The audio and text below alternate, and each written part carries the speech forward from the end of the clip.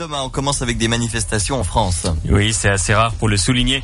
Cette fois-ci, c'était des manifs pour légaliser le cannabis. Bon, le problème avec ces manifs, c'est qu'elles sont pas efficaces parce qu'au milieu du défilé, les types oublient pourquoi ils sont venus manifester, ils doivent relire leur pancarte.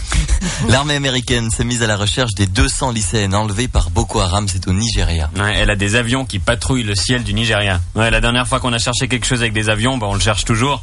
Si tu veux pas trouver quelque chose, il faut envoyer un avion le chercher. Ils auraient meilleur temps d'enquêter sur quelle teinturerie locale a reçu la commande de 200 burkas récemment. On a découvert la nouvelle campagne contre le sida et les MST, tout le monde en parle. Ouais, et selon cette campagne, 1 personne sur 3 regrette quelque chose de sa vie sexuelle passée. Je savais pas que t'avais couché avec le tiers de la population, Jonas. Oh.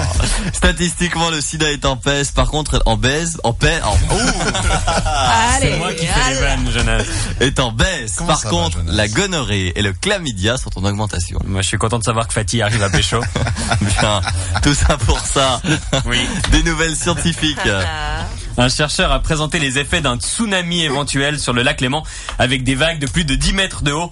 Bon, vous avez vu la hauteur des montagnes, 10 mètres de haut, ça endommagerait quoi? Les jeux d'échecs à Ouchy, le siège de Nestlé et toute la ville de Genève? Bon, ce serait quand même dommage pour les jeux d'échecs d'Ouchy. Fait divers en Irlande. Un adolescent a fait une crise cardiaque après qu'un ami lui ait pincé les testicules. Les médecins ont pris en charge le jeune homme aussitôt qu'ils ont terminé leur fou rire.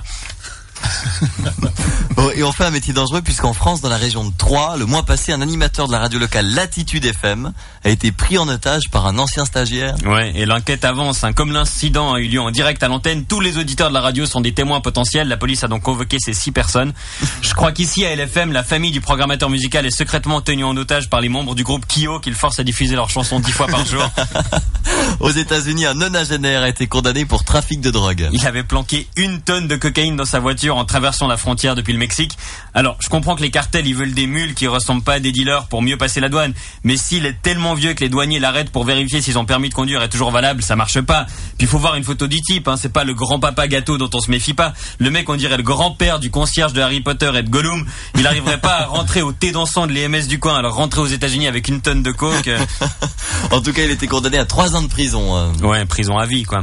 On découvre qu'à New York, il existe un club littéraire topless pour promouvoir la lecture. C'est bon, ça? Bah, ça a marché, en tout cas, parce que j'ai lu l'article jusqu'au bout. Bon, c'est parce qu'il y avait des images. Ça m'étonne pas de toi. Des filles topless pour promouvoir la lecture, c'est pas nouveau, Il y avait déjà les Femen. Si tu veux voir un bout de sein, t'es obligé de lire leur slogan.